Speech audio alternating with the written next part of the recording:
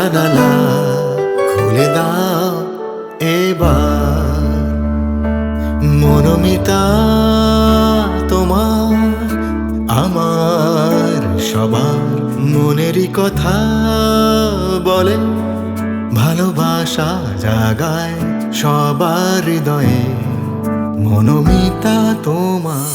নমস্কার মিতারা, আশা করছি তোমরা সবাই খুব ভালো আছো, থাকবে নাই বা কেন। মনোমিতা দেখছো, মনোমিতা দেখে ইন্সপায়ার্ড হচ্ছ, তোমরা কি করে ভালো থাকতে হয় সেটাই শেখাচ্ছে মনোমিতা তোমাদের। তো যাই হোক, চলো আজকের নতুন এপিসোড আমরা শুরু করব। আজকে আমাদের মধ্যে কে এসছেন, তার কেমন লাগছে মনোমিতা, এইগুলো একটুখানি জেনে নেবো। দিদি কোত্থেকে আসছো? নমস্কার, আমি শান্তা দত্ত আমার নাম, আর আমি এয়ারপোর্টের কাছে বেলঘরিয়া এক্সপ্রেসে কেন্দ্রবিহার ফেজ 2, আচ্ছা, মানে দুর্গানগর বলা হয় জায়গাটা, ওইখান থেকে এসেছি।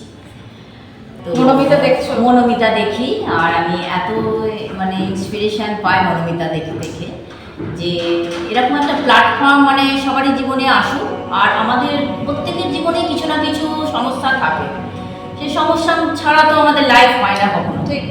কিন্তু সমস্যা থেকে রিকভারও করতে হবে আর ওভারকাম করতে হবে। দিদির কথা তো আমরা শুনবো, কিন্তু তার আগে বলে দিই আমাদের সাথে অ্যাজ ইউজুয়াল সজলদা রয়েছেন এবং রাহুল রয়েছেন।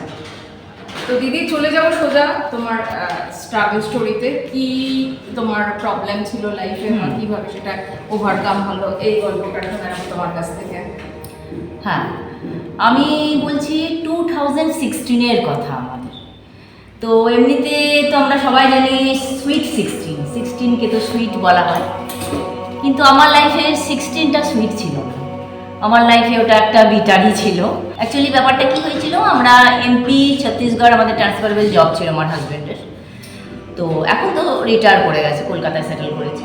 2016-এ মানে আমাদের ছত্তিশগড়ে যখন ছিলাম তখন মানে 2 ইয়ার্স ওর ছিল রিটায়ারমেন্টের, তখন আবার ওকে অন ডিম্যান্ডে সেই এমপি ইন্টেরিয়র জায়গায় ওকে আবার শিফট করে মানে ইয়ে করে দেওয়া পোস্টিং করে দেওয়া হলো, যেখানে আমরা অলরেডি 21 ইয়ার্স অলরেডি থেকেছিলাম, সেখানে আর রুল ছিল না ট্রান্সফার করার। তো সেখানে তো সে গেল যথারীতি। তো চেয়ারম্যান স্যার বলেছিলেন ঠিক আছে তুমি যাও, আবার রিটার্ন করে দেবো নেক্সট সেশন। তো উনি তখন বলেননি, উনি বলেছিলেন 1 and 2 months আফটার, কিন্তু সেটা 1 and 2 আফটার হয়নি ম্যাম, ওটা অলরেডি একটা সেশন হয়ে গেছিলো। আর চেয়ারম্যান স্যারের কাছে গিয়ে উনি রিটার্নটা করিয়েছেন। আচ্ছা, সেই ডিউরেশনে কি হয়েছিল, ওর ওখানে আমরা কোয়ার্টার পাইনি, ও গেস্ট হাউসে খাওয়াও খুব প্রবলেম ছিল, খুব ভালো ছিল না খাওয়া দাওয়া, আর ডিউটির প্রচণ্ড প্রেশার ছিল, প্রচণ্ড। আর ইন্টেরিয়র জায়গা কী হয়, অত ইনফ্রাস্ট্রাকচার ছিল না, ওইদিকে গেল ওর।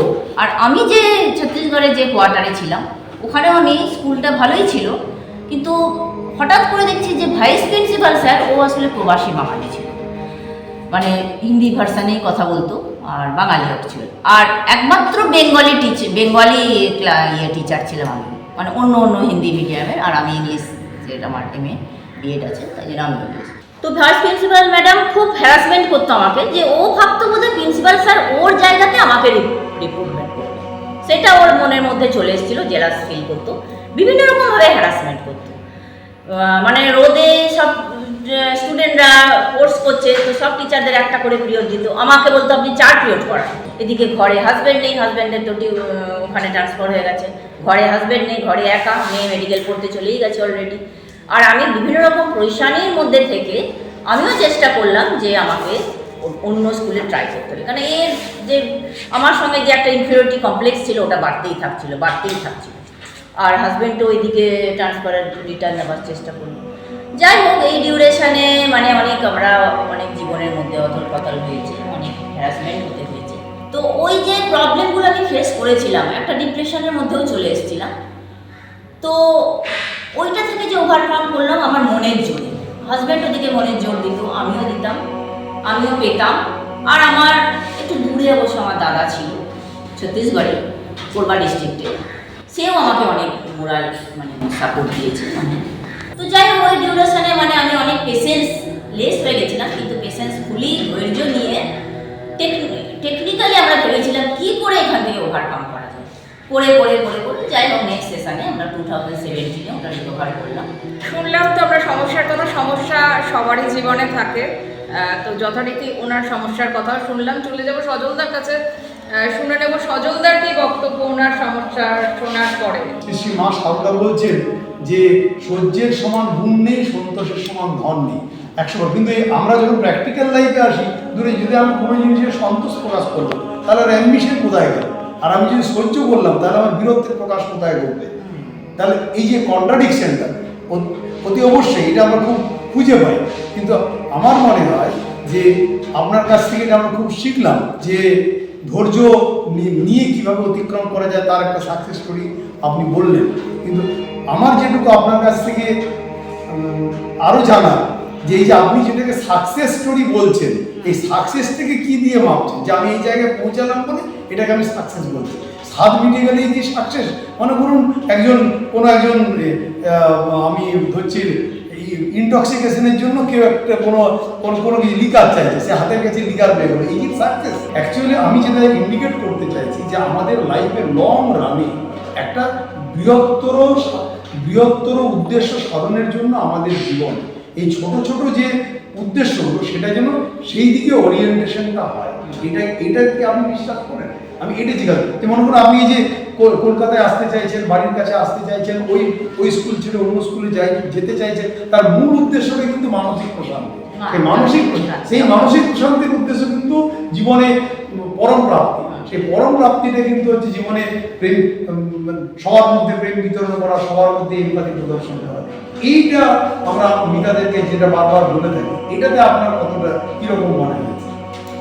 আমার ওই সময় মনে হচ্ছে যে সমস্যা তো হচ্ছে, কিন্তু যখন আমরা এটাকে রিকভার করবার ইচ্ছা প্রকাশ করছি, নিশ্চয়ই কোনো না কোনো রূপ দিয়ে, কোনো না কোনো রাস্তা দিয়ে রিকভার হবে।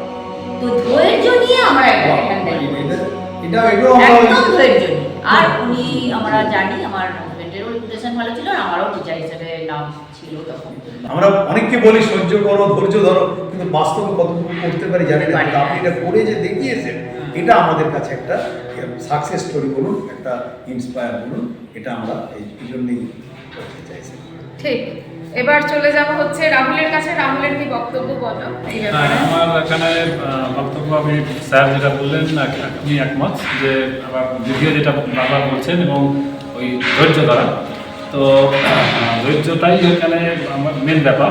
আর এইটা কিন্তু রাহুলের ডায়লগ, 2010 সাল থেকে রাহুল আমাকে বলে আসছে, সুরঞ্জনা তুমি ধৈর্য ধরো। কেন কি রাহুল আমার অনেক পুরনো বন্ধু, তো রাহুলের কথাটাই দেখলাম আজকে, উনিও বললেন ধৈর্যটা কিন্তু ভীষণ। এটা ছাড়া তো অনেক সময় উপায় থাকে না, কিন্তু হ্যাঁ, এর মধ্যে অনেকের ক্ষেত্রে আমি দেখেছি যে সমস্যা একটা এলো, তারা সেই সমস্যাটাকে নিয়ে এত বেশি ভাবতে শুরু করে, সমস্যা যে সমাধানের যে পথ খুঁজতে হবে সেইটাকে খুঁজতে পারেন না, বা সেই ব্যাপারটা মাথা থেকে মানে বেরিয়েও যায়। তারা শুধু সমস্যাটাকে নিয়েই ভাবতে থাকে, কিন্তু সমস্যাটাকে নিয়ে ভাবলে তো চলবে না। আমি জানি যে আমার সমস্যা এইটা, তো সমস্যা যখন ফিক্সড হয়ে গেল, তারপরে সেই সমাধানের পথটা খুঁজতে হবে, যেটা দিদি করে দেখিয়েছেন বিভিন্ন রকমভাবে। ওই সময় চেষ্টা চরিত্র করে সেই আলটিমেট ট্রান্সফারটা উনি হয়েছেন। উনি যে অন্য স্কুলে গেছেন, ওনার হাজব্যান্ড ট্রান্সফার পেয়ে গেছেন, একটা শান্তি, জীবনে শান্তি এসেছে। এইটা কিন্তু খুব দরকার। এই সমস্যার সমাধান কী করে করব, এটা নিজেকেও যেমন ভাবতে হবে। স্যার বললেন, দিদিও বললেন যে কোনো এক্সপিরিয়েন্স পারসন, তাদেরকে আমরা আদর্শ করতে পারি। সেই নিজেদের মনের জোরটাকে বাড়ানোর জন্য আমরা যেমন স্বামীজি, ঠাকুর, রামকৃষ্ণদেব, এনাদের পথ অনুসরণ করতে পারি, তাদের ব্যাপারে আমরা পড়াশুনো করতে পারি। তো এই বিভিন্ন পড়াশুনো বা এই জিনিসগুলো জানলে পরে আমাদের মনের জোর অটোমেটিক্যালি বাড়ে। তো এটাই আমি এখানে বলবো যে আমাদের এগিয়ে যেতে হবে, এবং একটু বুদ্ধি প্রয়োগ করে এগিয়ে যেতে হবে, এবং যে কোনো না কোনোভাবে ইন্সপায়ার হতে হবে। এটাই হচ্ছে মা ভূমির ফার্মেসির তরফ থেকে সুন্দর মানের ভালোবাসা জাগায় সবার হৃদয়ে। মা ভূমির ফার্মেসি একটা তোমার ঠিক বিপরীতে। তাই আপনিও যদি হোমিওপ্যাথি মেডিসিন মনোমিতা তোমার আপনাকে কিন্তু আমার সবার মনেরই কথা বলে, ভালোবাসা জাগায় রাহুলের সুন্দর সবার মার করতে হৃদয়ে। দিচ্ছে আজকে পার্টিসিপেন্ট মনোমিতা তোমার হে হে হে লা লা লা লা আপনারা যারা যারা এখনো সাবস্ক্রাইব করেননি ভাবছেন যে মনোমিতাতে যাবো কি যাবো না এরকম একটা দোটানার মধ্যে আছেন তাদের জন্য বলবো যে যত তাড়াতাড়ি সম্ভব আপনি সাবস্ক্রাইব করুন এবং দেখুন অন স্ক্রিন যে ফোন নাম্বার যাচ্ছে সেই ফোন নাম্বারে ফোন করে চলে আসুন মনোমিতাতে এবং শেয়ার করুন আপনার ইন্সপিরেশনাল স্টোরি আমাদের